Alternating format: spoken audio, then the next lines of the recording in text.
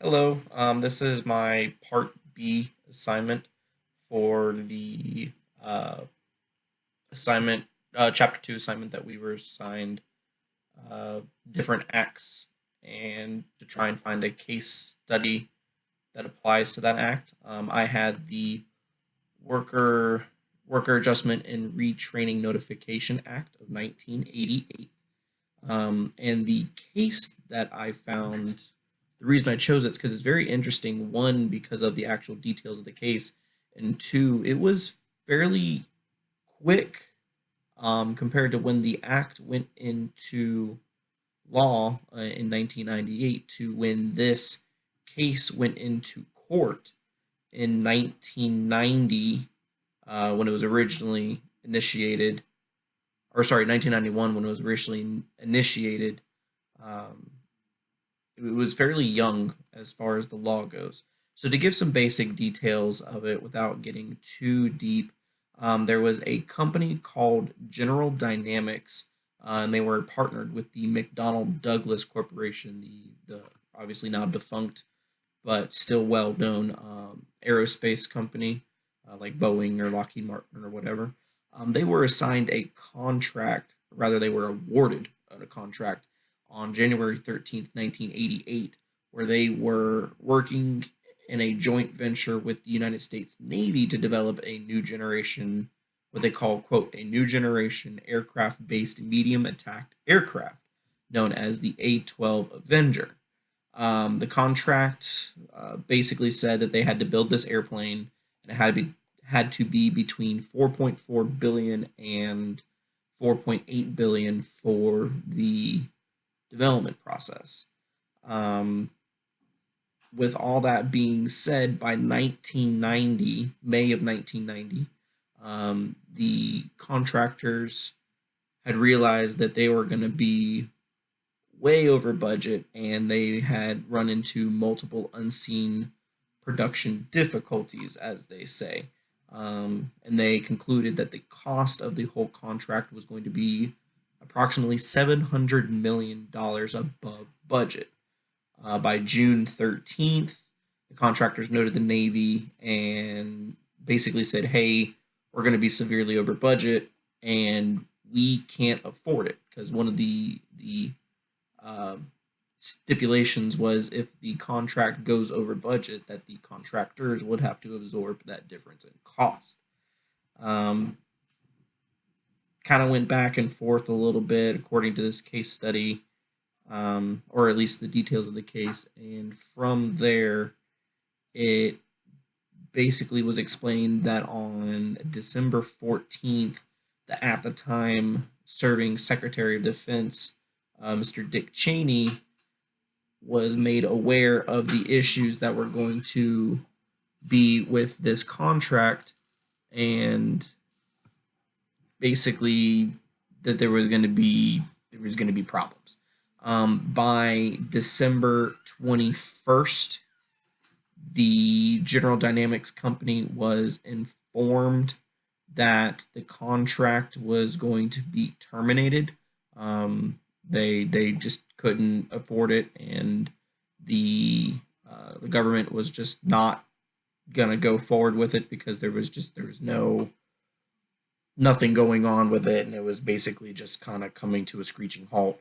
And by early January of the next year, so a couple days later, realistically, it was the official announcement was made that the project was terminated. And at that point, General Dynamics started laying people off because obviously the project is going away and they don't need the employees anymore. The purpose of the actual case itself is because there was such a short notice between the contract ending and people getting laid off, there was not enough time, there was not that 60-day period that is mandated by the WARN Act. Basically saying you have to give 60 days notice that a contract is going to end, or 60 days notice that you're going to get laid off because a contract is ending or something's happening that is going to cause your employment to no longer exist for the company. Um, there was quite a bit of back and forth that went between General Dynamic and certain employees that argued that they didn't get their 60-day notices. But basically, the major defense was one, they were contracted labor for the government, and two, the contract was terminated on unforeseen unforeseen situation, basically. Um, and that's one of the main reasons that I picked this case, because it does fall into one of the exceptions that I described earlier in my part A, where it was unforeseen. It wasn't a natural disaster, and it wasn't a situation that was known that was going to happen. So the lawyers from General Dynamic tried to claim it as such.